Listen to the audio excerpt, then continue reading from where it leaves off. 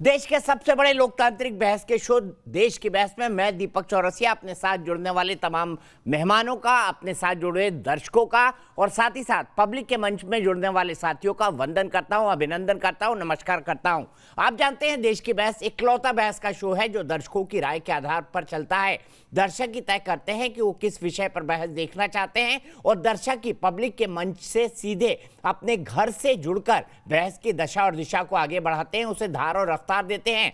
आज पब्लिक के मंच में हमारे साथ जुड़ेंगी शालिनी शर्मा जयपुर से, ललितपुर से हमारे साथ अभिषेक जुड़ेंगे, अभिषेक पटेरिया जुड़ेंगे, तेज प्रताप मेरे साथ सागर से जुड़ेंगे और अली मेहंदी मेरे साथ मेरठ से जुड़ेंगे।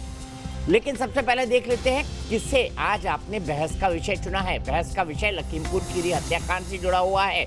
लखीमपुर हिंसा केस की सुप्रीम सुनवाई में क्या खास? आज फटकार पड़ी उत्तर प्रदेश सरकार को। आज फटकार सुप्रीम कोर्ट की इसलिए पड़ी क्योंकि सुप्रीम कोर्ट अभी तक लखीमपुर हिंसा कांड में जो जांच हुई है उससे संतुष्ट नहीं है। इस मामले पर अगली सुनवाई अब जल्द होगी, लेकिन आज आशीष मिश्रा जो कि अजय मिश्रा टेनी महाराज नाम के जो गृह राज्य मंत्री हैं, उनके बेटे हैं आशीष मिश्रा, वो आज पुलिस के सामने पेश नहीं हुए, जिसको लेकर आज हल्ला मचाता रहा विपक्ष दिन भर। विपक्ष ने आरोप लगाया कि उत्तर प्रदेश सरकार जानबूझकर गृह राज्य मंत्री अजय मिश्रा उर्फ टेनी महाराज के बेटे को बचाने की कोशिश कर रही है। अब उनके पिता अजय मिश्रा ने यह कहा है कि उनके बेटे कल पुलिस के सामने पेश होंगे। पुलिस ने कल एक नोटिस उनके घर पे चस्पा किया था और आज भी एक नोटिस चस्पा किया है और कहा है कि अगर कल 11 बजे तक आप पेश नहीं हुए तो फिर आपके खिलाफ आगे की कानूनी कार्रवाई की जाएगी। सवाल बड़ा ये खड़ा हो रहा है, बड़े मंत्री और रसूखदार नेता का बेटा है क्या, इसीलिए 302 का मुकदमा दर्ज होने के बाद भी आशीष मिश्रा को बचाया जा रहा है क्या? साथ ही साथ यह भी बड़ा सवाल है कि बाकी मारे गए भारतीय जनता पार्टी कार्यकर्ताओं और उस पत्रकार और साथ ही साथ उस ड्राइवर का क्या, जिनकी किसानों ने, आंदोलनकारियों ने पीट पीट कर हत्या कर दी। दोनों मुद्दों पर बहस होगी, लेकिन देख लेते हैं अभी तक का अपडेट। लखीमपुर खीरी हिंसा के बाद घमासान थमने का नाम नहीं ले रहा। जहां एक और इस मामले में राजनीति का पारा चढ़ा है, वहीं आरोपी आशीष मिश्रा पर सख्त कार्रवाई के लिए शिकंजा कसता जा रहा है। सुप्रीम कोर्ट ने इसे निर्दयतापूर्वक हत्या करार दिया। यूपी सरकार की ओर से पेश हुए वरिष्ठ वकील हरीश साल्वे ने कोर्ट को आश्वस्त किया कि दोषी किसी भी हाल में बख्शे नहीं जाएंगे। कोर्ट ने कहा कि ये निर्दयतापूर्ण की गई हत्या का मामला है। हम आपसे एक जिम्मेदार सरकार की तरह बर्ताव करने की उम्मीद रखते हैं। लखीमपुर की दुखद घटना जो हुई है वो दुर्भाग्यपूर्ण, लेकिन उसकी जांच हो रही है। जो दोषी होगा उसे बख्शा नहीं जाएगा। कि कोई पद या कोई प्रतिष्ठा या कोई अन्य दबाव किसी भी अपराध करने वाले के काम नहीं आएगा। यूपी सरकार ने कोर्ट को भरोसा दिलाया कि आरोपी जांच के लिए पेश नहीं हुए तो सख्त कार्रवाई की जाएगी, जबकि आशीष मिश्रा के परिवार वालों ने ये दावा किया है कि वो पुलिस के सामने जरूर पेश होंगे। हमारे बेटे की जहाँ तक बात है, वो कहीं गए नहीं गए, शहपुरा कोठी के अपने आवास पर वो उपस्थित हैं, अभी भी उपस्थित हैं। अगर आप सबको विश्वास ना हो तो लखीमपुर चलो। लेकिन आज कुछ उनका स्वास्थ्य गड़बड़ था, उन्होंने उसको लिख कर के भेजा है। इस बीच लखीमपुर खीरी के रास्ते राजनीति लगातार गरमाई हुई है। सुप्रीम कोर्ट को संज्ञान लेकर लताड़ लगानी पड़ती है सरकार को, तो उसके बाद भी कहीं कानून और संविधान का शासन बचा है। हमारी डिमांड ये है कि जो मोनू मिश्रा है वो इमीडिएटली वो अरेस्ट होए, बनती हुई कार्रवाई उनके खिलाफ की जाए। किसान नेताओं ने भी प्रतिक्रिया दी है। हम 12 तारीख तक करेंगे, 12 तारीख को मीटिंग है, उसमें अगला फैसला लेंगे हम। यूपी पुलिस गहन जांच में जुटी है और एक एक तथ्य को बारीकी से परखा जा रहा है। यूपी में अगले विधानसभा चुनाव में अब कुछ महीनों का फासला बचा है, लिहाजा विपक्ष के दिग्गज बड़े मुद्दे को भुनाने में जुट गए हैं। देश के बहस में चर्चा है कि इतने संवेदनशील मुद्दे पर जब सुप्रीम कोर्ट ने संज्ञान लिया और जांच एजेंसियां अपना काम कर रही हैं, तो राजनीति करना इतना जरूरी क्यों?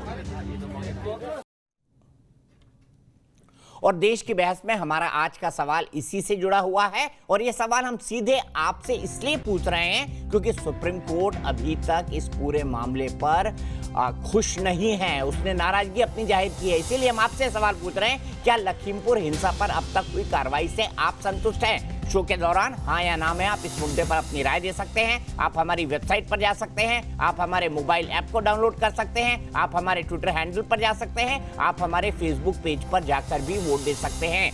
कार्यक्रम के बारे में अगर कोई राय है, सुझाव है, आप शो में शामिल होना चाहते हैं तो 9711002266 पर हमें व्हाट्सएप करें। सीधे अपने बड़े पैनल को इंट्रोड्यूस करता हूं। मेरे साथ उत्तर प्रदेश के जाने माने पुलिस अधिकारी पूर्व डीजीपी डॉक्टर विक्रम सिंह जी मौजूद हैं। इस वक्त डीजीपी रह चुके हैं और उनसे हम समझेंगे कि क्या 302 का पर्चा दाखिल हो जाने के बाद, क्या 302 की एफआईआर दाखिल हो जाने के बाद गिरफ्तारी बनती है या नहीं। अनिला सिंह जी है, भारतीय जनता पार्टी की प्रवक्ता हैं, उत्तर प्रदेश भारतीय जनता पार्टी की, भारतीय जनता पार्टी राष्ट्रीय की, वो मेरे साथ जुड़ी हुई हैं। अश्विनी उपाध्याय जी हैं, भारतीय जनता पार्टी के नेता हैं, साथ ही साथ सुप्रीम कोर्ट के वकील हैं। सुप्रीम कोर्ट ने आज जो कुछ कहा उस पर उनसे बात करेंगे। साथ ही साथ मेरे साथ जीतू पटवारी जी हैं, कांग्रेस के राष्ट्रीय प्रवक्ता है, साथ ही साथ वर्किंग प्रेसिडेंट है मध्य प्रदेश कांग्रेस के, वो भी मेरे साथ जुड़े हुए हैं। लेकिन डॉक्टर सिंह, मैं सबसे पहले आपसे शुरुआत करना चाहूंगा और जानना चाहूंगा कि क्या 302 की एफआईआर दाखिल हो जाने के बावजूद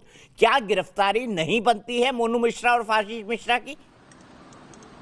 दीपक जी, केवल एफआईआर होने से गिरफ्तारी नहीं बनी। मैं आपके सामने बैठा हूं, एक प्रतिशोध भावना से सरकार ने मेरे बृजलाल जो सांसद हैं 40 कमांडोज के खिलाफ हत्या का मुकदमा लिखाया था।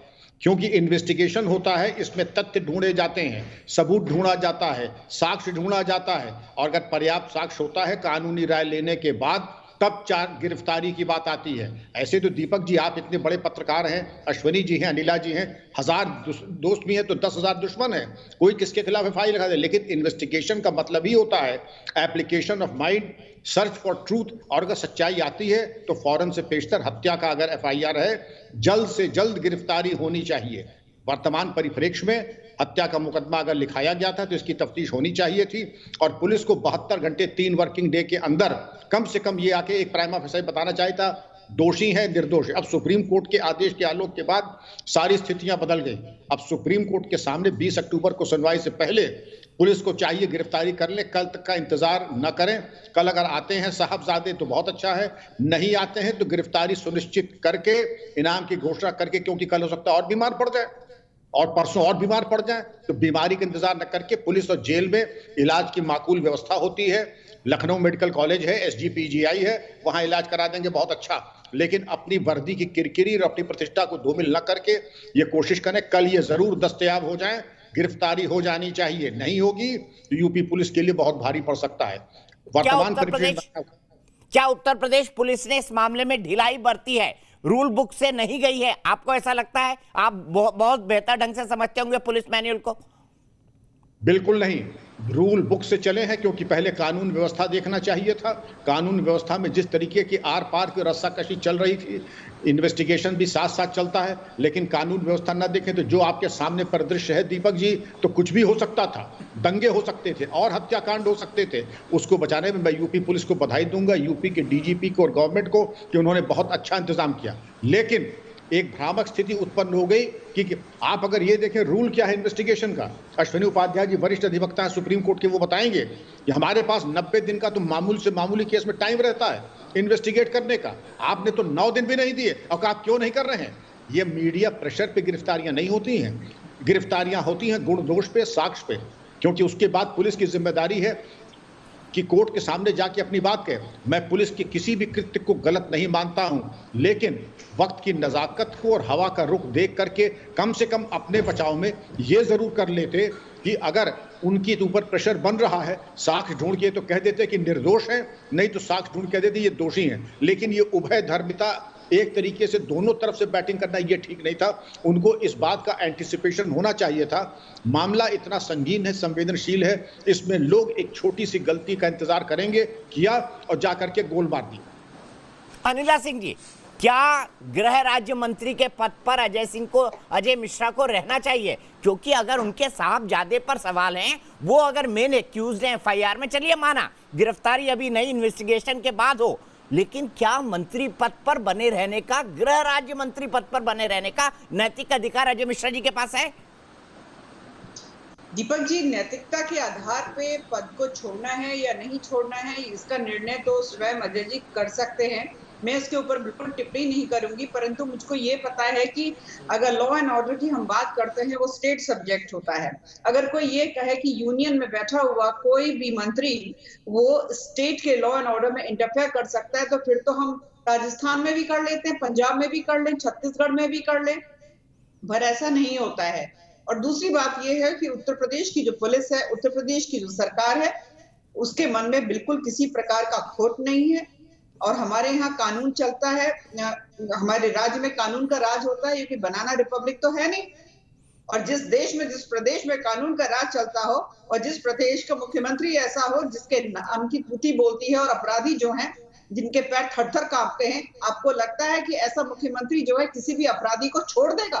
लेकिन ऐसा होने के बावजूद भी कार तो चढ़ गई ना अनिला जी, इससे आप कहां से इनकार करेंगे? ऐसा होने के बावजूद मैं मानता हूं कानून के प्रति सम्मान भी होना चाहिए, कानून का भय भी होना चाहिए, लेकिन 4 किसानों पर एक थार जीप चढ़ गई जो खुद मंत्री जी की है, इससे कैसे इनकार कर सकती हैं आप? मैं बिल्कुल नहीं इनकार कर रही हूँ और मैं ये कह रही हूँ 4 नहीं 8 लोगों की मृत्यु हुई है और ये घटना थी कि दुर्घटना थी जो गाड़ी चढ़ने की बात है। मुझे लगता है हमें इन्वेस्टिगेशन और इंटेरोगेशन का थोड़ा सा इंतजार करना चाहिए। हम कैसे मान जाएं कि ये दुर्घटना नहीं घटना थी या घटना नहीं दुर्घटना थी। पर हाँ, मैं ये जरूर जानती हूँ कि 4 लोगों को लाठी से मार मार के उनकी हत्या कर दी गई थी। उनके बारे में कोई जिक्र नहीं होता, उनके बारे में कोई कुछ नहीं बोलता, क्योंकि वो भारतीय जनता पार्टी को सपोर्ट करते थे। उनका कसूर केवल इतना था, उनको लाठियों से मार डाला। आज कोई भी राजनीतिक दल जो है उनके बारे में चर्चा नहीं करता। क्या उनके परिवारों को दुख नहीं हुआ होगा? ठीक है, इस सवाल को ले जाएंगे कांग्रेस के नेता के पास, लेकिन सीधे जीतू जी मैं आपसे जानना चाहूंगा, क्या गृह राज्य मंत्री को इस एफआईआर के बाद अपने पद पर बने रहने का नैतिक हक है? आप क्या मानते हैं?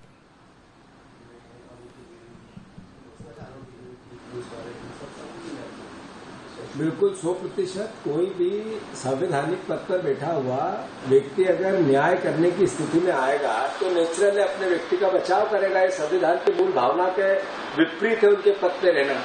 मैं मानता हूँ मैंने अभी डीजीपी साहब को पूरी सुना, भारतीय जनता पार्टी की हमारी नेता है उनको भी सुना। इन्होंने कहा 8 लोगों की हत्या हुई, 8 लोगों के उन 4 बीजेपी के कार्यकर्ता उनको भी पीट के मारा गया। उनके लिए संवेदनाएं क्यों नहीं है? हर मौत के लिए संवेदना है आदरणीय नेताजी। पर प्रधानमंत्री लखनऊ गए, उन्होंने एक शब्द भी उन किसानों के लिए, 8 लोगों के लिए, भारतीय जनता पार्टी के उन कार्यकर्ताओं के लिए जो पीट के मर गए, क्या एक शब्द भी बोला? लखनऊ में समारोह मनाते रहे, तब आप क्या कहना चाहते थे? क्या ये बताएं, आप कानून की बात कर रहे हैं, अभी कानून की बात हाथरस में क्या हुआ था? क्या पुलिस की रवैया था? पुलिस ने क्या वक्तव्य दिया था? फिर सुप्रीम कोर्ट ने और सीबीआई ने क्या संज्ञान में लिया? आदरणीय डीजीपी साहब बैठे हैं, जो उन्नाव की घटना हुई थी, उन्नाव की घटना में 8 महीने बाद एफआईआर हुई और उस बच्ची को ट्रक से रौंद दिया जिसकी एफआईआर हुई थी। उसके बाप को, उसकी मां को जिंदा जला दिया थाने के अंदर। यह है आपके कानून की व्यवस्था। बात यह है कि इस देश में सुप्रीम कोर्ट ने कहा कि हम एक जिम्मेवार सरकार चाहते हैं और इसका मतलब है कि यूपी की सरकार जिम्मेवार नहीं है। तो क्या देश के प्रधानमंत्री का दायित्व नहीं बनता है कि गैर जिम्मेवार सरकार को हटा दे, उनका इस्तीफा ले ले ऐसे मुख्यमंत्री का? क्या इस देश के प्रधानमंत्री का इतना एक नैतिक दायित्व नहीं बनता है कि उस गृह राज्य मंत्री को जिसके बेटे ने पीछे से रोन दिया, साक्ष्य है, पब्लिक डोमेन में वीडियो है, वीडियो में जो उनके साथ थे लोग उनके वक्तव्य है, पुलिस अधिकारियों के वक्तव्य है, जो किसान थे जो मरे उनके साथियों के वक्तव्य है। तो मैं ये समझ नहीं पाता कि पुलिस को 4 दिन क्यों लगे और सुप्रीम कोर्ट को क्यों कहना पड़ रहा है। ये अपने आप में बताता है कि आपकी जिम्मेवारी क्या है और लोकतंत्र को और संविधान को आप किस तरीके से चलाते हैं। चौरसिया जी, दीपक भैया, ये सब इस देश के लोकतंत्र के लिए खतरे के संकेत है। ठीक है, जिस तरीके से यूपी के लगातार अनुभव सामने आ रहे हैं। मैं मानता हूँ कांग्रेस पार्टी पहले दिन से डिमांड कर रही है कि इस्तीफा 100% होना चाहिए, हर हालत में होना चाहिए, उसके बाद ही न्याय की व्यवस्था बन सकती है, अन्यथा नहीं बन सकती। अश्विनी उपाध्याय जी, बिना इस्तीफे के मानेगी नहीं कांग्रेस पार्टी, वो ये कह रही है और वाजिब सी बात भी है। गृह राज्य मंत्री का बेटा अगर लोगों को कुचलने का एक्यूज हो तो वो व्यक्ति मंत्री पद पर रहे, ये नैतिकता के आधार पर क्या उचित लगता है आपको? दीपक जी, मैं पॉलिटिकल बात नहीं करूंगा, पॉलिटिकल बात अनिला जी कर रही है, बीजेपी का पक्ष रख रही है, मैं केवल आपको लीगल बात करने जा रहा हूं। पहली बात तो ये जो इंसिडेंट हुआ है ये प्लान्ड है या अनप्लान्ड है वो तब तक नहीं पता चल सकता जब तक कि किसान नेताओं का पिछले एक महीने या 2 महीने का कॉल डिटेल खंगाला नहीं जाएगा। जब तक ये नहीं देखा जाएगा कि योगेंद्र यादव, राकेश टिकैत या जो चढ़ूनी है या बाकी किसान नेता है, क्या वो पिछले 1 महीने में उनका लखीमपुर कोई लोकेशन हुआ, क्या वो लखीमपुर गए थे, या वहां पे जो लोग थे जो उसके लीड कर रहे थे मॉब को, उनसे इनका कोई कनेक्शन है? क्योंकि क्रिमिनल इन्वेस्टिगेशन, विक्रम सिंह जी बैठे हुए, बहुत कई बार ऐसा होता है, दाऊद इब्राहिम दुबई में रहता है, पाकिस्तान में रहता है, यहाँ बम विस्फोट होता है। यहाँ भारत में जितने बम विस्फोट हो गए कभी अबू सलेम खुद आके नहीं करता या दाऊद आके नहीं करता, वो करवाता है। तो इसमें सीडीआर की जांच होनी जरूरी है कि क्या इनका कोई डायरेक्ट इनडायरेक्ट इसको कहते हैं 120B, यानी मतलब इन्होंने वहीं साजिश किया है, बैठ के कराया या इंस्टेंट हो गया। दूसरी बात ये, जो गाड़ी चली है, अभी गाड़ी से कुचलने का वीडियो समझ में आ गया है। गाड़ी किन कंडीशंस में आगे भागी है? क्या गाड़ी सेल्फ डिफेंस में आगे भागी है? वो ड्राइवर सेल्फ डिफेंस में भाग रहा था, पीछे से अटैक हो रहा था, ये जांच का विषय है। हाँ, सामने जो लोग पीटे जा रहे हैं, 4 आदमी जो मारे गए लाठियों से पीट के, उसमें तो कहीं ना तो आपको मेंसरिया देखने की जरूरत, ना आपको मोटिव देखने की जरूरत। उसमें क्लियर मोटिव है उन चारों को पीट के मारने का। ड्राइवर ने डर के चढ़ाया, ड्राइवर ने सेल्फ डिफेंस में चढ़ाया, ड्राइवर के ऊपर अपनी जान की आई पड़ी थी, वो भाग रहा था। इसमें तो जांच की जरूरत है। लेकिन जो 4 लोग मारे गए लाठी से, मुझे नहीं लगता वो वीडियो सेल्फ एक्सप्लेनेटरी है। तीसरी बात, पैमाना एक होना चाहिए सबके लिए। बड़ी स्वाभाविक सी बात है, चिदंबरम करोड़ों की हेराफेरी में बेल पे है, सोनिया करोड़ों की हेराफेरी में बेल पे है, वाड्रा करोड़ की हेराफेरी में बेल पे है, सोनिया करोड़ों की हेराफेरी में बेल पे है। तो जो ये पैमाना है नैतिकता का, सबके लिए बराबर। मुझे लगता है कि अगर केवल एफआईआर के दम पे उनसे अगर इस्तीफा मांगा जा रहा है, तो कांग्रेस एक पुरानी पार्टी है, कहते हैं कि ये तो गांधीवादी पार्टी है, गांधी के विचारों को मानती है, सत्य अहिंसा को मानती है। तो सबसे पहले ये जो 20 लोग हैं कांग्रेस में टॉप पे, इनको छोड़ना पड़ेगा, क्योंकि सारे के सारे इनके खिलाफ एफआईआर भी है, इनके खिलाफ चार्जशीट भी है, ये सारे बेल पे भी हैं। तो मुझे लगता है नैतिकता का जो तराजू है वो दोनों तरफ बराबर होना चाहिए, एक तरफा नहीं होना चाहिए। ठीक है, आप कह रहे हैं नैतिकता का तराजू बराबर होना चाहिए। विक्रम सिंह जी, कुछ पॉइंट्स गुनाए अश्विनी उपाध्याय जी ने कि इन आधार पर भी जांच बनती है, क्या जांच का ये स्कोप होना चाहिए, और क्या ये देखा जाना चाहिए कि ड्राइवर ने सेल्फ डिफेंस में गाड़ी चलाई या उसने जानबूझकर ये कृत्य किया? दीपक जी, इसमें कई थ्योरी सामने आ रही हैं, मैं उनको करना नहीं चाहता हूं, क्योंकि मुझे लगता है कि ये शो, आपका शो देश का सबसे लोकप्रिय शो है, इसलिए मैं उस पर कयास नहीं। लेकिन अश्विनी उपाध्याय ने जो बातें कही हैं, किसी भी विवेचना का एक रोड मैप, एक प्लान होता है जिसको कहते हैं इन्वेस्टिगेशन प्लान।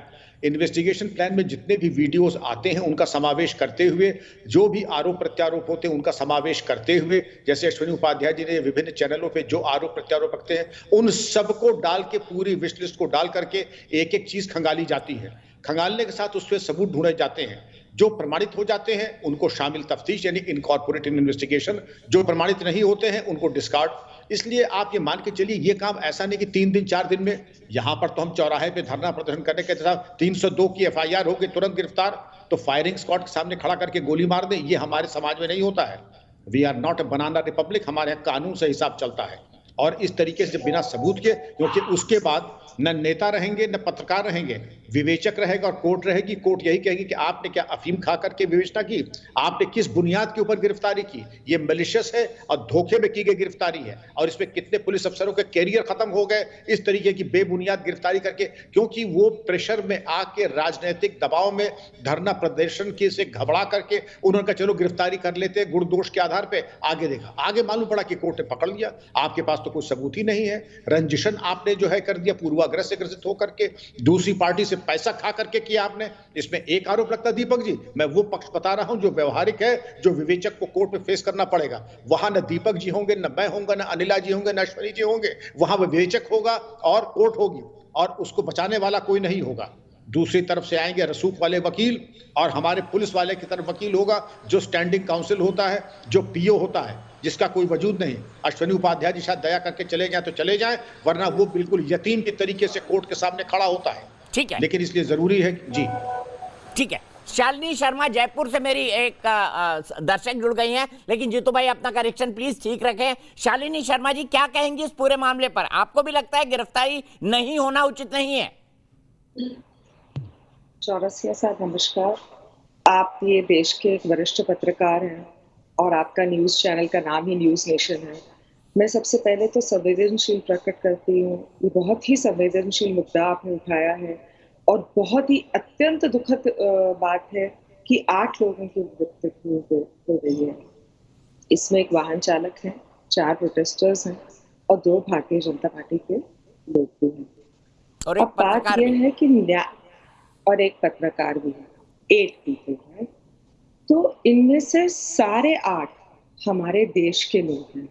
आपका न्यूज़ चैनल का नाम है न्यूज़ नेशन, तो नेशन के कारण हम लोग हैं। हमारे से चाहे वो पत्रकार हो, चाहे वो किसान हो, चाहे ये वाहन चालक थे, प्रोटेस्टर्स थे, जो भी हैं, ये सब हमारे देश के हैं, ये कोई बाहर के नहीं है। इनके साथ जो हुआ वो अत्यंत दुखद बात है और न्याय से ऊपर कुछ नहीं है। सबसे पहले न्याय, सबसे पहले न्याय। और यहीं से मैं बहस को आगे ले जाता हूं, सीधे जीतू जी के पास चलता हूं। जीतू जी मुझे ये बताइए कि आरोप ये लगा रही है भारतीय जनता पार्टी के 4 प्रदर्शनकारी मारे गए, उस पर तो कांग्रेस बहुत हाय तौबा मचा रही है, लेकिन 4 अन्य लोग, जिसमें एक पत्रकार है, एक ड्राइवर है मंत्री जी का, और 2 जो बीजेपी के कार्यकर्ता हैं, उनके घर तो खुद प्रियंका गांधी जी भी नहीं गई, क्योंकि शुभम मिश्रा के परिवार वाले आज कह रहे हैं कि भाई हमारे घर भी प्रियंका जी आ जाए, हम बीजेपी के सपोर्टर हैं, पर हम प्रियंका जी और राहुल जी का स्वागत करेंगे। वो गए नहीं उनके घर पे।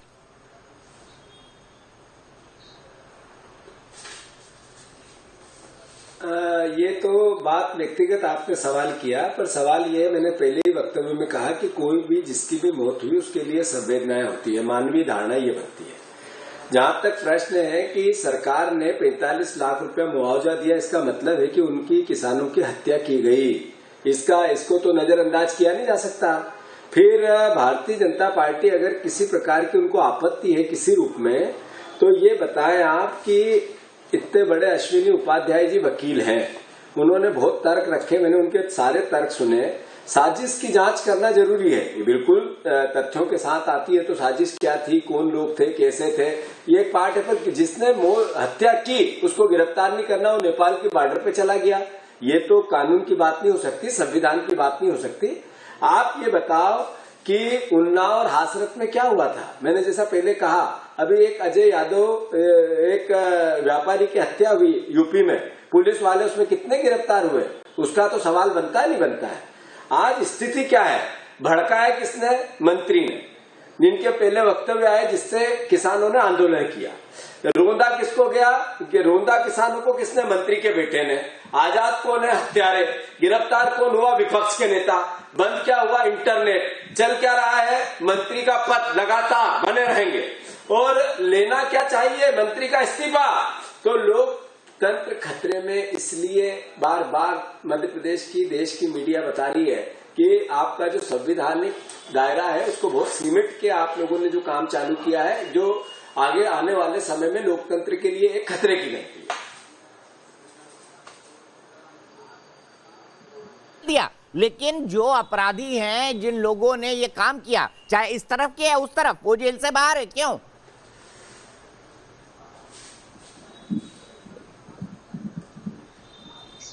दीपक जी किससे सवाल है आपका? अनिला जी मेरी बात नहीं सुन पा रही, आप ही जवाब दे दीजिए अश्विनी जी। नहीं दीपक जी, क्या एक बार रिपीट करेंगे? हाँ, मैंने कहा आपने प्रियंका जी को तो जेल में डाल दिया, लेकिन अपराधी खुले घूम रहे हैं, इस तरफ वाले या उस तरफ वाले, दोनों, चाहे किसानों के अपराधी हो या फिर भारतीय जनता पार्टी के कार्यकर्ताओं के। दीपक जी, किसको जेल में डाला, डिटेन किया गया, केवल डिटेन किया गया। और देखिए ऐसा है, ये तो आप भी मानते हैं ना कि जैसे अंग्रेजी में कहावत है कि 1000 culprits can escape but one innocent should not be punished।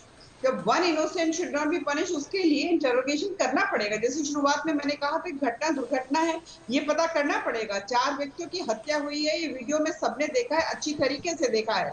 उसके विषय में कोई चर्चा नहीं करेगा। प्रियंका वाड्रा हो, चाहे अखिलेश यादव जी हो, चाहे नवजोत सिंह सिद्धू हो, चाहे वो हरीश रावत हो, जो एक सर्कस बनाया हुआ है। मैं तो उनको कहती हूँ ना, जब उत्तर प्रदेश की सरकार ने आपको स्वतंत्रता दे दी, मतलब इन लोगों की हालत देख के मुझे बस ये याद आता है, कहूँ कि चलो दे दी आजादी आपको तमाशा करने की, अब जरूरत नहीं तुम्हें झूठे आंसू बहाने की। ये जो घड़ियाली आंसू बहाते हैं ये लोग, तो क्या उत्तर प्रदेश की जनता को समझ में नहीं आता। दूसरी बात ये है, जीतू पटवारी जी जो है वरिष्ठ नेता है, वो कांग्रेस के मध्य प्रदेश से है, बहुत बड़ी बड़ी बातें कर रहे थे, ठीक नाम भी नहीं ले रहे थे घटनाओं के जो मेरे उत्तर प्रदेश में हुआ है। मैं तो उनसे पूछ रही थी, कांग्रेस अगर बहुत संवेदनशील सरकार रही है तो आपको मुल्ताई कांड याद है? कांग्रेस के समय जो हुआ था, दिग्विजय सिंह के समय 24 किसानों को भून दिया था गोलियों से, याद है आपको? उसमें एक बच्चा भी था। तो पाठ ना पढ़ाए, राजस्थान में किस तरीके से लठ भांजे आप लोगों ने किसानों के ऊपर, उसके लिए कोई उत्तर है? छत्तीसगढ़ के मुख्यमंत्री यहाँ आकर एयरपोर्ट में बैठकर धरना देते हैं, वहां पे जो ट्राइबल यानी आदिवासी जो किसान है उनके ऊपर गोलियां चलवा दी, 5 महीने से धरने पर बैठे हुए हैं, उसका उत्तर कुछ नहीं है। मेरे उत्तर प्रदेश में आके राजनीति करने के अगर आपको मौका मिल जाता है तो आप उंगली सीधी बयानबाजी करके मेरे प्रदेश के मुख्यमंत्री और मेरी सरकार के ऊपर आप उंगली उठाएंगे तो गिरेबान में खुद देखिए, उंगली एक अगर आप उत्तर प्रदेश की तरफ उठाते हैं तो 3 किधर जा रही है। मैं सीधे जीतू पटवारी जी से जवाब लेता हूं। जीतू पटवारी जी, हनुमानगढ़ में किसानों पर लाठीचार्ज राजस्थान सरकार में हुआ, जो छत्तीसगढ़ में हुआ, उसके बावजूद भी भूपेश बघेल प्रियंका जी और राहुल जी के साथ थे। कैसे जस्टिफाई करेंगे इन बातों को? क्योंकि गलती अगर ये भी करते तो गलतियां कांग्रेस भी करती है।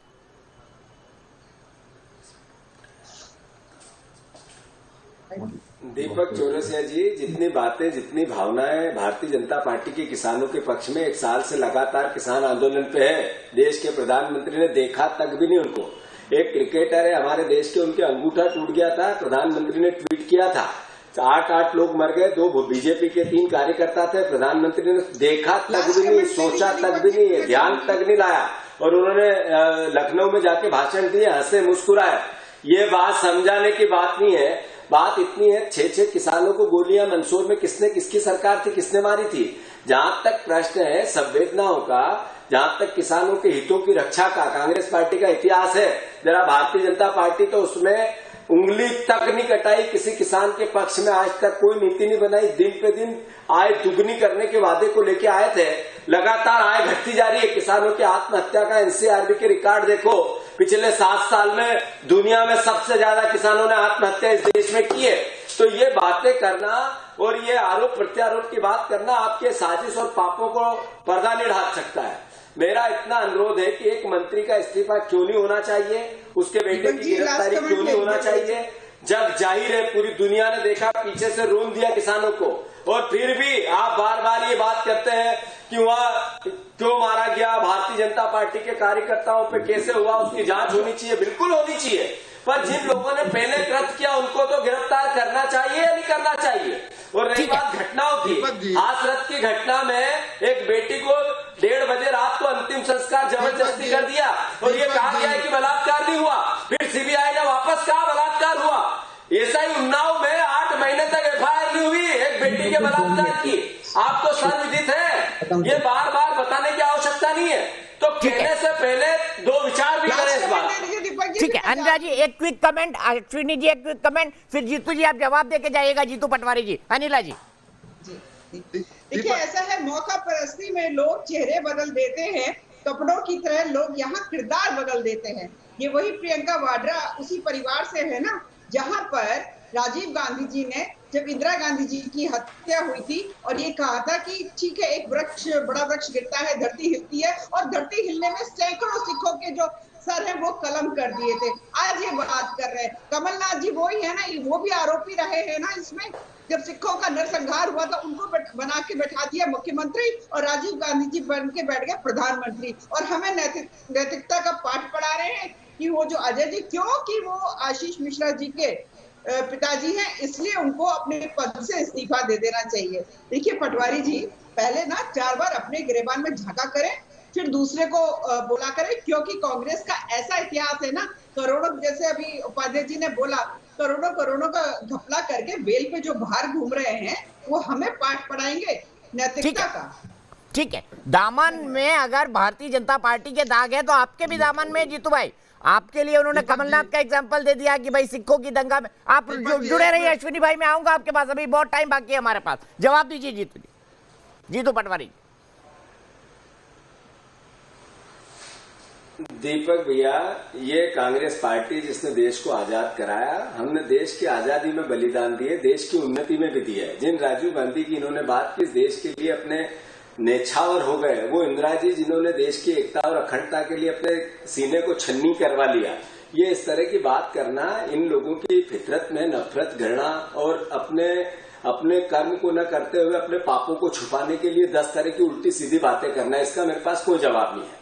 नैतिकता इतनी है कि एक मंत्री जिसका बेटा आरोपी है उसका इस्तीफा होना चाहिए, बेटे की गिरफ्तारी होना चाहिए। हम तो अपनी जगह राजनीतिक व्यक्ति है।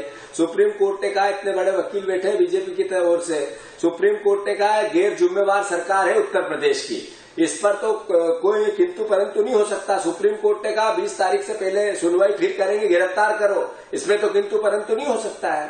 तो ये झूठ, ये पाखंड अब ज्यादा दिन चल नहीं सकता। देश ने देखा है, देश समझ रहा है। ठीक है, अश्विनी उपाध्याय जी बताइए, गैर जिम्मेदार कहा ना सुप्रीम कोर्ट ने आपको? नहीं, ये फालतू की बकवास कर रहे हैं। मैं सुन रहा था, लाइव सुन रहा था, ये पता नहीं कहां से क्या बातें कर रहे हैं। गैर जिम्मेदार नहीं बोला, हाँ ये बोला कि आप इसमें फास्ट काम करिए और जो आप इसमें बेस्ट कर सकते हैं करिए। इसमें ये कमेंट उन्होंने किया है।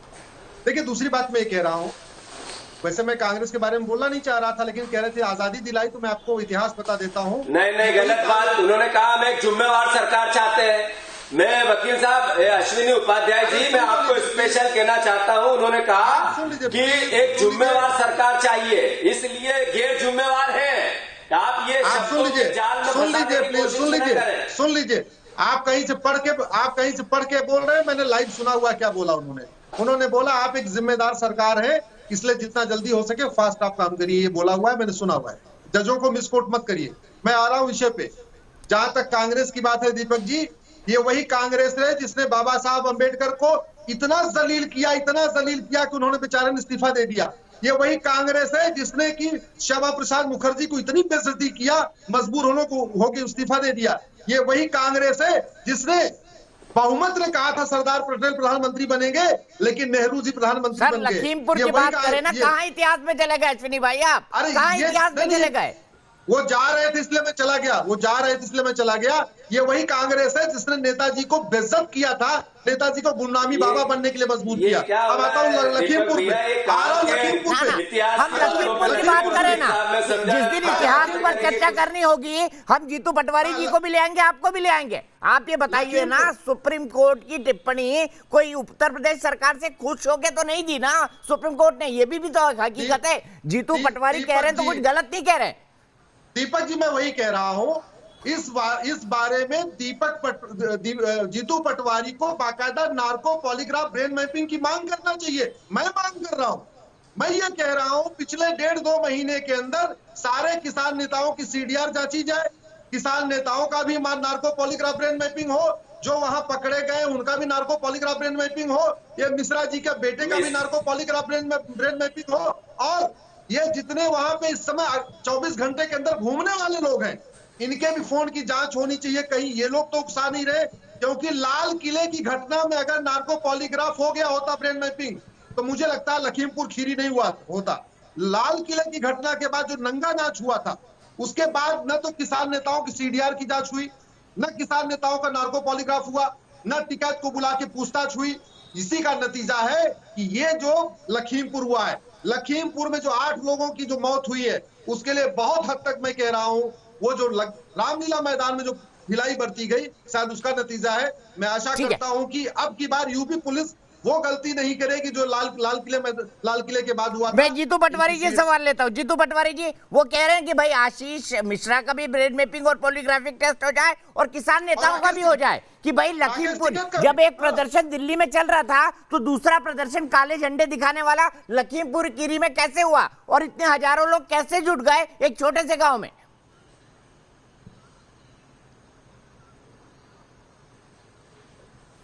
दो बातें हैं। मैंने जैसा कहा, मंत्री ने जिस तरीके का भड़काऊ बयान दिया कि मैं कौन हूं, विधायक और मंत्री बनने से पहले मेरा इतिहास क्या है, इसका मतलब उन्होंने कहा मैं गुंडा हूं, तो मेरे से ठीक रहना। आपने सुना वो वीडियो, अश्विनी उपाध्याय को दे देना। इसलिए उसका विरोध करते हुए किसान वहां इकट्ठे हुए। सेकेंड, जहां तक ये टेस्ट की बात करते हैं तो इनकी सरकार दिल्ली में थी, जान मंजीरें बजा रही थी क्या? गृह मंत्रालय के अंतर्गत पुलिस आती है क्या? गृह मंत्रालय क्या काम करता है या भाषण देता है? जब यही बात इनको लगता है तो गिरफ्तारी के बाद ये सब करे, रोक कौन रहा है? केवल लोगों को गुमराह करना, देश को अलग अलग तरीके से भ्रमित करना और अपने पापों को छुपाना, ये भारतीय जनता पार्टी को कोर्ट ने कहा है। भाई हम तो कहते ही हैं, पर कोर्ट ने भी कहा है कि आप जिस तरीके के पाप कर रहे हो ये लोकतंत्र के लिए खतरा है। बताइए अश्विनी उपाध्याय जी, दो टूक बात कही कि आपने तो ऐसे काम करे ना, किसानों की सुध ली, 1 साल से आंदोलन चल रहा है, बातचीत भी बंद कर दी और धमकियां भी दे रहे हैं। क्या ये सत्ताधारी पार्टी पर शोभा देता है? दीपक जी, मैंने आपके शो में पहले भी कहा था, आज फिर से रिपीट कर रहा हूं, ये तो जो आंदोलन चल रहा है ये किसके खिलाफ चल रहा है? जो कृषि कानून है आज की डेट में एग्जिस्ट नहीं करता, आज की डेट में डेड लेटर बना हुआ है। एक बार प्लीज सुनिए, सुप्रीम कोर्ट उसको स्टे कर चुका है। जो कानून आज की डेट में एग्जिस्ट ही नहीं करता, उस कानून के खिलाफ धरने का मतलब ये धरना नहीं हो रहा है, ये प्रायोजित धरना है। ये किसान आंदोलन नहीं, ये कांग्रेस आंदोलन है, ये सत्ता की छटपटाहट है। दूसरी बात, कभी भी किसान, कोई जो किसान होगा, दीपक जी मैं भी किसान का बेटा हूं, आप भी गांव से आए हैं, किसान कभी धरने में गड़ासा लेके, फरसा लेके, तलवार लेके, भाला लेके जाता है क्या? क्या बात कर रहे हैं? हमने किसानों का देखा है, किसान तो बड़ा उदार होता है, वो जाके अपनी बात रखता है। किसान कभी लाल किले झंडा नहीं फहराता, किसान कभी जो है जो हमारे देश के स्वतंत्रता संग्राम के जो लोग हैं उनकी मानहानि नहीं करता, हमारे राष्ट्रीय त्योहारों को नहीं गड़बड़ करता। किसान कभी सड़क पे पुलिस पे लाठी नहीं चलाता। किसान तो ऐसा होता है जाके अपनी बात कहता है, शांत होकर रहता है। किसान नेता कभी 5 स्टार होटल में नहीं रहते, किसान नेता कभी चार्टर्ड प्लेन से नहीं घूमते। ये तो पहली बार ऐसा आंदोलन हो रहा है जहां भाला, गड़सा और तलवारें चल रही हैं साथ में।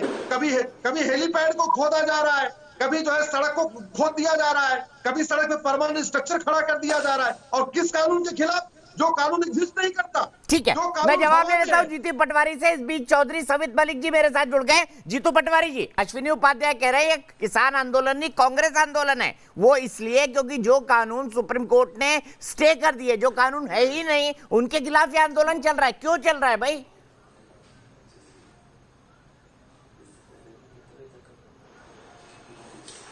दीपक भैया, मुझे दुख भी होता है और शर्म भी आती है कि अश्विनी उपाध्याय जी ने कहा मैं किसान का बेटा हूं, और इनने जो वक्तव्य दिया कि किसान का बेटा हेलीकॉप्टर और हवाई जहाज में कैसे घूम सकता है, 5 स्टार में कैसे रह सकता है, तो मतलब एक किसान इनको फटे कपड़े में, और एक दुखी किसान ही चाहिए इस देश का। ये सरकार भी ये करना चाहती है और इनका वक्तव्य भी ये बोल रहा है। मुझे दुख हुआ इस बात का कि क्यों किसान का बेटा 5 स्टार में नहीं जा सकता, क्यों हवाई जहाज में नहीं बैठ सकता, इसमें क्या आपत्ति है भाई इनको? और ये किसान के बेटे होते तो इस तरह की बात नहीं करते। किसान का बेटा मैं हूं, क्या होता है दर्द, क्या होती है किसान के फसल की जब आग लग जाती है तो उसका दर्द और उस खून के आंसू क्या होते हैं, ये क्या जाने उस बात को? क्या जाने उस बात को कि किसान फसल तैयार करता है और जो बिकती नहीं है, जब फसल का दाम समर्थन मूल्य नहीं मिलता है जिसकी किसान मांग कर रहे हैं, इसका आंदोलन से क्या ताल्लुक है? वो कहते हैं मिनिमम सपोर्ट प्राइस सरकार जारी करे, क्योंकि नरेंद्र मोदी जी ने चुनाव से पहले कहा था जितनी लागत उससे डबल। उस पर मौन क्यों है देश के प्रधानमंत्री भारतीय जनता पार्टी? तो किसान गलत करता है। किसान 10 महीने से 11 महीने से चुपचाप मौन बैठा, तब आपको इतना शांतिपूर्ण भी आपको उग्र लगने लगा। आपने किसान को खालिस्तानी कहा, आपने उग्रवादी कहा, आपने आतंकवादी कहा, आपने पाकिस्तानी कहा, फिर भी किसान हमारा अन्नदाता है। ये किसान के ही बेटे थे। आप इस तरह की बात करके क्यों दुखी करते हैं इस देश के किसान को? और ये देश का किसान देख रहा है, जहां सर पे चढ़ा के आपको देश की सत्ता दी है, वहीं सर से उतार के आपको रोंदेगी। ठीक है, मैं सीधे चलता हूं ललितपुर। अभिषेक पटेरिया मेरे एक दर्शक जुड़ गए हैं, चौधरी सवित मलिक भी जुड़ गए हैं, बाकी पैनल भी मेरे साथ जुड़ने वाला है। अभिषेक, क्या कहेंगे लखीमपुर खीरी में जो हुआ उस पर? भाई साहब, मैं बुंदेलखंड के एक जिला है ललितपुर से आता हूं, और मेरे पिताजी किसान है, मेरे दादाजी किसान है। किसान क्या होते हैं मैं समझता हूं, ये बहरूपिया टाइप के किसान जो मिलकर भारत में असहिष्णुता फैला रहे हैं, ये किसान हो नहीं सकते हैं। एक जनमानस की जो आवाज है वो इस तरह से है कि हम शकुनी के चौसर के बस मोहरे बनकर बैठे हैं, हरिश्चंद्र के दरवाजे पर पहरे तनकर बैठे हैं, दुष्ट कौरवों को गिरधारी गीता नहीं सुना पाए, और जैसा देश बनाना था हम वैसा देश नहीं बना पाए। ठीक है, सीधे चौधरी सवित मलिक के पास चलते हैं। सवित मलिक, ये किसान के बेटे हैं, इनके दादाजी भी किसान हैं, इनके पिताजी भी किसान हैं, लेकिन जो आंदोलनकारी उनको बहुरूपीय कह रहे हैं क्योंकि उनका एक पॉलिटिकल एजेंडा है। बताइए चौधरी जी। मैं सबसे पहले जो अश्वनी जी थे उनकी बात को जवाब देना चाहता हूं। वकील साहब जुड़े हुए थे। ये वो किसान हैं कि जो शांति और धैर्य से कुछ भी कर सकते हैं।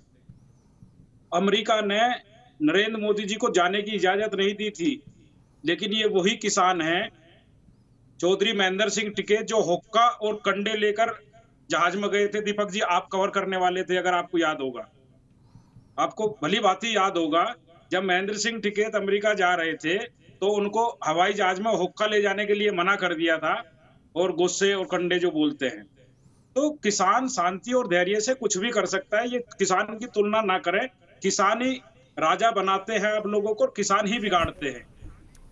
तो हम लोग तो ये कह रहे हैं कि जो आज हमारे देश की हालत है, जो केंद्रीय गृह राज्य मंत्री बने हुए हैं, जब कोई अधिकारी उनके घर जाएगा, जाने से पहले उनको सलूट मारेगा, आने से पहले उनको सलूट मारेगा, तो क्या वो कोई जांच कर सकता है या कोई पूछताछ कर सकता है? दीपक जी, बहुत सारे सवाल है, बहुत गंभीरता है। आज संयुक्त किसान मोर्चे की सिंधु बॉर्डर पर बैठक हुई है, जिसमें आगे की रणनीति तय हुई है। अगर 12 तारीख तक सरकार कोई ठोस निर्णय नहीं लेती, इनकी गिरफ्तारी नहीं लेती, तो जितनी हमारी इनकी बातें हुई थी उनको ये पूरा नहीं करते, तो एक बहुत बड़ा आंदोलन होगा, और ऐसा जन आंदोलन होगा कि सरकार को फिर झुकना पड़ेगा। ठीक है, मेरे साथ नया पैनल जुड़ गया है। मैं सीधे बता दूं आपको, भारतीय जनता पार्टी के प्रवक्ता डॉक्टर कौशल कांत मिश्रा मेरे साथ जुड़ के चुके हैं, पॉलिटिकल एनालिस्ट और भारतीय जनता पार्टी के सपोर्टर शिवम त्यागी जी जुड़ चुके हैं, मेरे साथ स्वाति मलिक जी जुड़ चुकी हैं जो कांग्रेस की प्रवक्ता है। और सीधे मेरा सवाल डॉक्टर कौशल कांत मिश्रा जी आपसे, कह रहे हैं वो कि अगर 12 तारीख तक कमिटमेंट पूरे नहीं हुए तो एक राष्ट्रव्यापी आंदोलन होगा, और दूसरी बात वो ये कह रहे हैं कि जिस गृह राज्य मंत्री को अफसर सलाम करते हैं, क्या उसके बेटे के खिलाफ कार्रवाई कर पाएंगे? दीपक जी, इसका बड़ा साफ सा जवाब है कि अगर यही गृह राज्य मंत्री का बेटा था जिसके खिलाफ FIR रजिस्टर की गई। आप याद कीजिए, उत्तर प्रदेश में जब दूसरी गवर्नमेंट थी तो एक पर्टिकुलर जाति और एक पर्टिकुलर धर्म के खिलाफ FIR ही नहीं होती थी, उसके लिए मंत्री जी का चीफ मिनिस्टर के ऑफिस से परमिशन लेनी पड़ती थी। तो अगर इस तरह का पैटर्नाइजेशन होता तो मुझे नहीं लगता है कि स्टेट होम मिनिस्टर के लड़के के खिलाफ FIR भी लिखी जा सकती। तो वहां से शुरू करता। उसके बाद देखिए, आंदोलन होने के 24 घंटे के अंदर किसान नेता, जो इनके टिकैत, जो इनके सो कॉल्ड नेता है, ऐसा माना जाता है, वो DGP पुलिस एडमिनिस्ट्रेशन ने मिल करके किसानों के साथ समझौता करके वहां की स्थिति को कंट्रोल कर लिया था। जब ये स्थिति कंट्रोल हो गई तो जो पॉलिटिकल वल्चर्स, पॉलिटिकल गिद्ध जो बैठे हुए हैं, जो अपने अपने स्टेट की क्राइसिस को छोड़ करके, चूंकि उत्तर प्रदेश में होने वाला है चुनाव, तो सब लोगों को अपना चुनाव नजर आ रहा है। देश की जनता या प्रदेश की जनता पे उनका कोई मरहम पट्टी लगाने का कोई मतलब नहीं है। आप यही सोचिए दीपक जी, बगल में जिस दिन यहाँ पे ये घटना हुई थी उसके अगले दिन राजस्थान में MSP की बात हो रही थी ना, अभी MSP के लिए राजस्थान में लाठीचार्ज हुआ, कितने किसानों को प्रॉब्लम हुई। उसके बाद छत्तीसगढ़ के CM, उनके प्रदेश में दंगा हो रहा है, उसको छोड़ के वो लखनऊ में धरने पे बैठे हुए हैं, वारिस चीफ मिनिस्टर। उसके बाद अगर आते हैं, साथ ही साथ आप देखिए कि इसी तरह का अगर इवेंट होता है, अभी 2 दिन पहले, दीपक जी आपको मालूम होगा, पक्का मालूम होगा, आप वरिष्ठ पत्रकार हैं, आइडेंटिटी कार्ड देख देख करके एक पर्टिकुलर धर्म के लोगों को कश्मीर में मारा जा रहा है, और उसके बाद विपक्ष की सारी रिस्पॉन्सिबिलिटी उत्तर प्रदेश में आके नजर आ रही है, क्योंकि उत्तर प्रदेश में चुनाव है। मैं ये बिल्कुल कह रहा हूं दीपक जी, जिसने भी अपराध किया है, वो मंत्री का बेटा हो चाहे मंत्री खुद हो, चीफ मिनिस्टर योगी जी ने आज भी प्रेस कॉन्फ्रेंस में कहा है कि जो भी दोषी होगा उसको कड़ी से कड़ी कार्रवाई मिलेगी। ठीक है, स्वाति मलिक जी के पास सीधे चलते हैं। सब कुछ होने के बाद आज आप देखिए कि ये सारे पॉलिटिकल गिद्ध जो है जम्मू कश्मीर पे मुंह सिल के बैठे हुए हैं। छत्तीसगढ़ में जहां चुन चुन के हिंदुओं को मारा जा रहा है, वहां मुंह सिल के बैठे हुए हैं। ये जो पॉलिटिक्स अरे आपने तो आतंकवाद खत्म कर दिया था, फिर कहां से आतंकवादी आ गए? आपने तो नोटबंदी करके आतंकवाद खत्म कर दिया था। ठीक है, स्वाति मलिक जी जवाब दीजिए। छत्तीसगढ़ में दंगा चल रहा है, छत्तीसगढ़ के मुख्यमंत्री धरने पर लखनऊ एयरपोर्ट पर बैठे हैं। यही हालत राजस्थान में जहां हनुमानगढ़ में किसानों को पीटा जा रहा है। ये सवाल तो भारतीय जनता पार्टी पूछेगी ना आपसे। बिल्कुल बिल्कुल दीपक जी, लेकिन आप देखिए राजस्थान में अगर वहां पे प्रोटेस्ट हो रहा है, धरना दिया जा रहा है, उसमें अगर पुलिस काम कर रही है तो वो तो लॉ एंड ऑर्डर, बीजेपी नहीं मान रही कि वो लॉ एंड ऑर्डर नहीं है, वो तो आप उसको हटाने की कोशिश कर रहे हैं। लेकिन जो बीजेपी करती है वो लॉ एंड ऑर्डर में आ जाता है ना। ये बोल रहे हैं इनकी एफआईआर साथ के साथ दर्ज हो गई। एफआईआर कब दर्ज हुई है, कितने टाइम बाद दर्ज हुई है? 3 तारीख को हुआ था। उस 24 घंटे में दर्ज होती तो इतनी बड़ी बात ही नहीं होती। दीपक, 3 तारीख को देखिए, सुनिए 3 अक्टूबर को, अगर 3 अक्टूबर को ये हुआ है, 4 अक्टूबर को एफआईआर हो गई है, आज हम कौन सी तारीख पे बैठे हुए हैं? हम 8 अक्टूबर पे बैठे हुए हैं। आज सुप्रीम कोर्ट ने इंटरवेंशन किया है, उसके बाद कल बल्कि सुप्रीम कोर्ट ने इंटरवेंशन किया था, उसके बाद इन्होंने नोटिस देना शुरू किया है। अभी आपस में नोटिस खेल रहे हैं कि वो पहले उनको नोटिस देंगे। पर स्वाति मलिक जी, किसानों को भी 12 तारीख का टाइम दिया है ना। किसानों को भी पूरी कार्रवाई करने के लिए 8 दिन का टाइम मांगा था उत्तर प्रदेश पुलिस ने।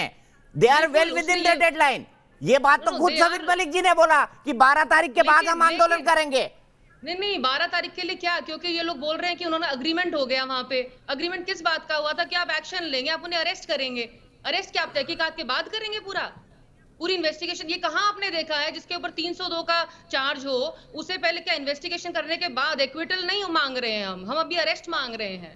स्वाति मलिक जी, क्रॉस एफआईआर है, दोनों तरफ हत्याएं हुई है, तो इन्वेस्टिगेशन तो पहले होगी ना, वरना सुप्रीम कोर्ट तो वारंट निकाल देती ना स्वाति मलिक जी। आज देखिए सुप्रीम कोर्ट ने आज बहुत अच्छी बातें बोली हैं और इस शर्म को, इस सरकार को जो आज शर्म आनी चाहिए, ये एक हद की बात है कि उन्हें आज भी शर्म नहीं आ रही है। सुप्रीम कोर्ट ने क्या बोला? उन्हें बोला we want a responsible government, हम एक जिम्मेवार सरकार चाहते हैं। दूसरा उन्होंने क्या बोला? उन्होंने, सुप्रीम कोर्ट ने ये बोला है कि आप ये जो नोटिस खेल रहे हैं, अगर ये मंत्री का बेटा नहीं होता, अगर एक आम आदमी होता दीपक जी, मेरी तरह, आपकी तरह, हम सब की तरह, तो भी क्या पुलिस इनको हमें नोटिस देती या सीधा आके हमें अरेस्ट करती? अरे यूपी पुलिस तो फेमस है, बहुत मशहूर है कि 24 घंटे में अरेस्ट कर देते हैं ये तो। लेकिन अभी ये नोटिस खेल रहे हैं, ये भी आज सुप्रीम कोर्ट ने बोला। ठीक है, मैं इस सवाल का जवाब लूंगा।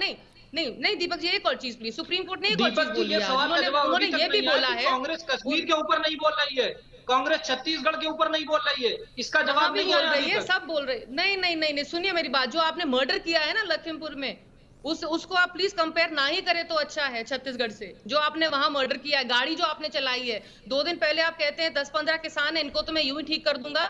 मेरी पुरानी पहले तो ये समझ लीजिए कि वो गाड़ी हमने नहीं चढ़ाई है, वो गाड़ी जिसने भी चढ़ाई है और जिसने भी अपराध किया है वो अपराधी है। अच्छा, दोनों रुक जाइए, मुझे एक ब्रेक के लिए रुकना है, दोनों रुक जाइए, मेरे पास बहुत वक्त बाकी है। कुलदीप सिंह धालीवाल जी, एक किसान मेरे साथ जुड़ गए, उनका भी वर्जन लेंगे, लेकिन उससे पहले मुझे ब्रेक भी लेना है। लेकिन उससे पहले सागर से मेरे एक दर्शक तेज प्रताप जी जुड़ गए हैं। तेज प्रताप जी, क्या कहेंगे लखीमपुर की घटना पर? जी नमस्कार। मैं स्वयं विधि का छात्र होने के नाते मैं ये आप सभी को, जो हमारे कानून की देवी होती है उनके आंख पर पट्टी बंधी रहती है, तो उसका मानना सिर्फ यह होता है कि कोई भी छोटा या बड़ा नहीं होता। और जो लोग बोल रहे हैं तो उनको यह नहीं दिखा कि रविवार को सुप्रीम कोर्ट खोला गया। क्या यदि कोई गरीब व्यक्ति होता कि उसके लिए भी सुप्रीम कोर्ट रविवार को खोला जाता?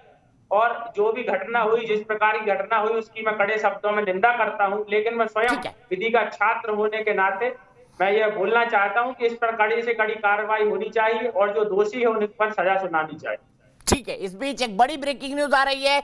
बढ़ गया है तनाव लखीमपुर खीरी में, ऐसी खबरें हैं। और बढ़ते हुए तनाव के मद्देनजर लखीमपुर खीरी में एक बार फिर से इंटरनेट सेवा को बंद कर दिया गया है। फिलहाल एक ब्रेक, लेकिन ब्रेक के बाद हमारे साथ कौशलकांत मिश्रा जी भी जुड़े हुए हैं, शिवम त्यागी जी भी जुड़े हुए हैं, स्वाति मलिक जी भी जुड़ी हुई हैं, चौधरी सवित मलिक जी भी जुड़े हुए हैं और कुलदीप सिंह धालीवाल भी जुड़े हुए हैं। ब्रेक के बाद चर्चा जारी रहेगी।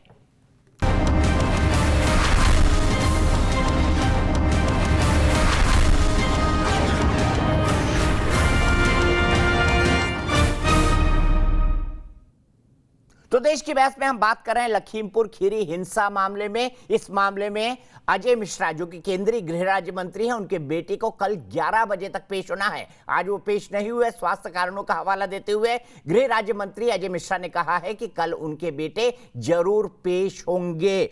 इसी पर बात करने के लिए हमारे साथ कई सारे खास मेहमान हैं। मेरे साथ राजनीतिक विश्लेषक शिवम त्यागी जी हैं, मेरे साथ डॉक्टर कौशल कांत मिश्रा है भारतीय जनता पार्टी के प्रवक्ता, मेरे साथ स्वाति मलिक जी हैं कांग्रेस की प्रवक्ता, मेरे साथ चौधरी सवित मलिक हैं राष्ट्रीय अध्यक्ष किसान यूनियन के, मेरे साथ कुलदीप सिंह धालीवाल हैं जो कि खुद एक किसान हैं, उनका भी वर्जन जानेंगे। लेकिन सबसे पहले अली मेहंदी मेरठ से मेरे एक दर्शक। अली, क्या कहेंगे लखीमपुर में जो कुछ हुआ उसके बारे में? नमस्कार सर, मैं अली मेहंदी अब्दुल्लापुर मेरठ। सबसे पहले तो मैं आपका बहुत बहुत धन्यवाद व्यक्त करना चाहता हूँ, आपने मुझे बोलने का अवसर प्राप्त किया।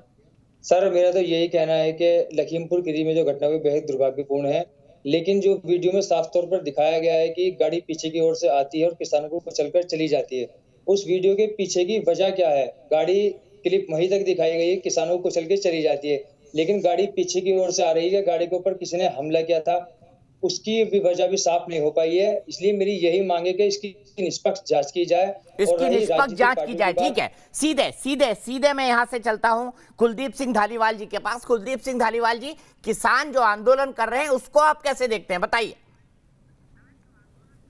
आप खुद एक किसान है, क्या ये वाकई काले कानून है? इस घटना का और किसान के आंदोलन करने का, दीपक जी, दोनों का जमीन आसमान का फर्क है।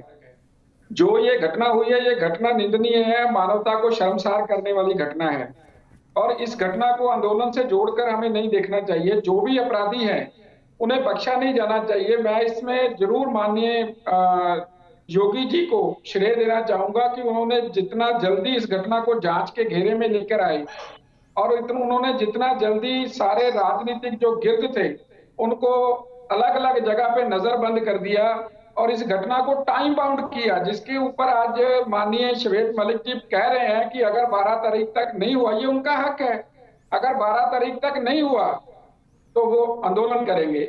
लेकिन जो लोग इसके ऊपर राजनीति कर रहे हैं, मैं उन लोगों से जरूर पूछना चाहता हूं कि जब किसी ने बोला था कि एक बड़ा पेड़ गिरता है तो धरती हिलती है, और उनको भारत रत्न दिया गया इस देश में, हम उस देश में रहते हैं, और उसी देश में एक गृह मंत्री के परिवार के ऊपर जब उंगली उठती है तो 24 घंटे के भीतर उसको 302 धारा के तहत उसके ऊपर पर्चा दर्ज हो जाता है। तो इसके लिए योगी जी ने जितना अच्छा काम किया है उसको श्रेय मिलना चाहिए, लेकिन जो आज माननीय सुप्रीम कोर्ट ने बोला उसके ऊपर भी चिंता व्यक्त करनी चाहिए।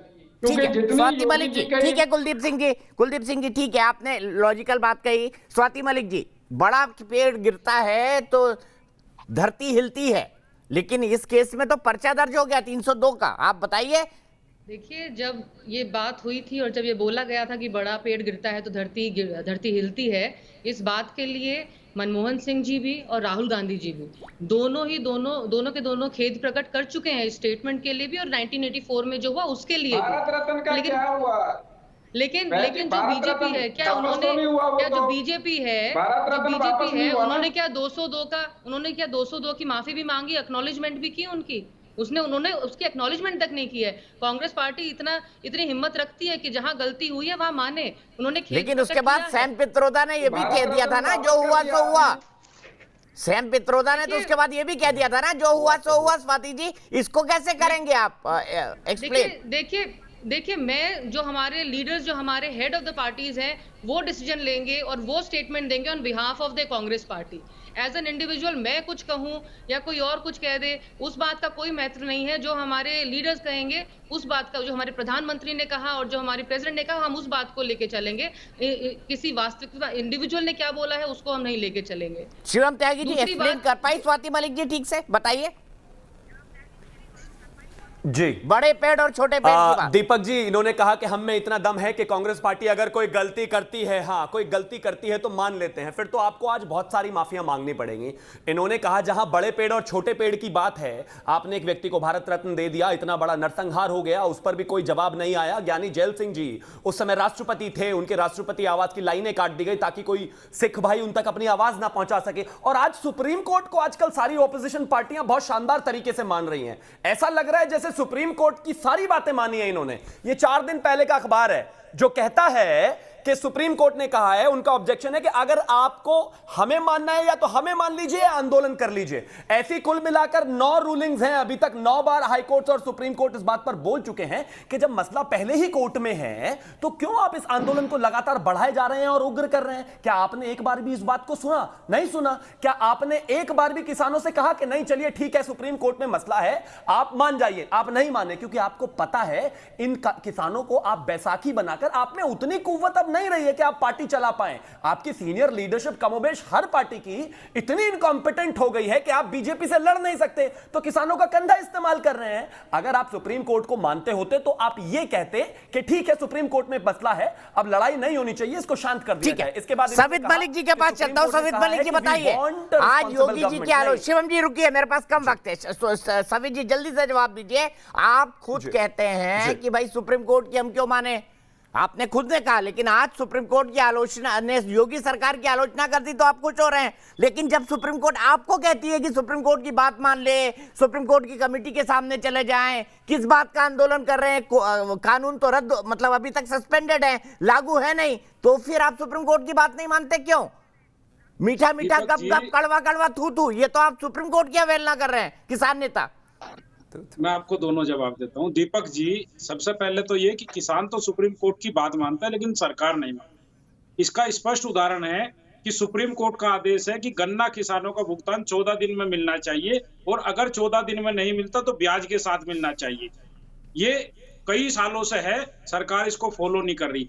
दूसरा, सुप्रीम कोर्ट ने जो कहा है वो उन लोगों को कहा है जो लोग वहां याचिका डाले हैं या लेकर गए हैं।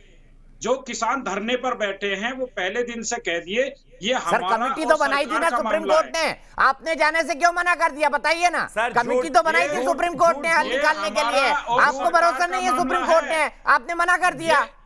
दीपक, ये हमारा और सरकार का मामला है, हमने वोट दिया सरकार को, हमारा अधिकार बनता है। गजब बात है भाई, आप सुप्रीम कोर्ट की बात नहीं मानेंगे, आपका और सरकार का मामला है। पहले इनसे तो मनवाइए, पहले सुप्रीम कोर्ट की ये तो माने, हमारा भुगतान तो करा दीजिए।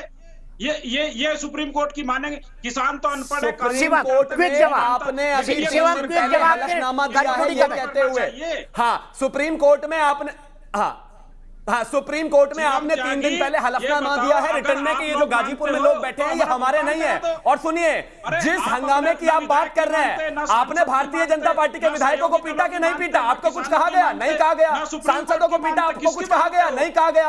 आपने लोगों के कुर्ते फाड़े, आपको कुछ कहा गया? नहीं कहा गया। आपको कभी कुछ नहीं कहा गया। आपने मोनू पेश नहीं होते हैं तो क्या अजय मिश्रा को मंत्रिमंडल से हटाया जाएगा? बताइए। दीपक जी, जो एक अपराधी के साथ व्यवहार किया जाना चाहिए वो सारा व्यवहार होगा। आप देखिएगा, दूसरा नोटिस चस्पा हुआ है, अगर इसके बाद भी वो नहीं आएंगे तो उनके अगेंस्ट नॉन अवेलेबल वारंट होगा, उसके बाद भी नहीं आएंगे तो उनके घर की कुर्की हो जाएगी। ये है योगी शासन, आप देखिएगा ऐसा होगा। लेकिन दीपक जी याद रखिए, हमें देखना होगा पूरे इस किसान आंदोलन को। ये एक्चुअली किसान का आंदोलन नहीं है, ये सारे विपक्षी दलों का मिला जुला आंदोलन है। इसको लाल किले से लेकर के आज लखीमपुर खेली तक पहुंचाने वाला ये पूरा विपक्ष है जो इसके पीछे। मैं यही पे रुकूंगा, अफसोस मेरे पास वक्त इतना ही है। सबने अपनी बात रखी, लेकिन चलते चलते हमने दर्शकों से सवाल पूछा था, क्या लखीमपुर हिंसा पर अब तक की कार्रवाई से आप संतुष्ट है? यस कहना है 85% लोगों का और ना कहना है 15% लोगों का। फिलहाल एक ब्रेक, लेकिन न्यूज नेशन एक ऐसा चैनल है जहां पर खबरों का सिलसिला कभी नहीं थमता।